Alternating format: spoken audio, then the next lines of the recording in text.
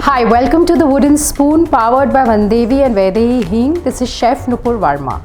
Today we have a very interesting recipe which is the string hopper or the idiyappam. I know this comes even from the south, but I had eaten these in Sri Lanka when I traveled there and I really enjoyed them.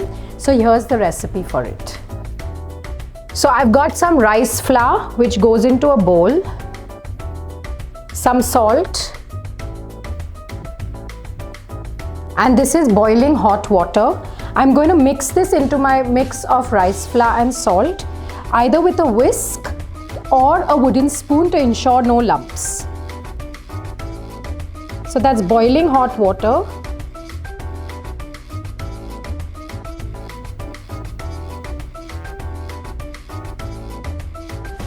So my mix for my idiyappams or my string hoppers is ready.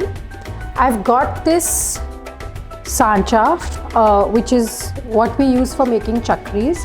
You get different discs to get different shapes in this. So I've taken the one with the fine holes. I put my mix into this and I'm doing all this while it's still a little warm, yeah. I have my idli mold prepared, which I've just oiled, and I'm going to start making my string hoppers.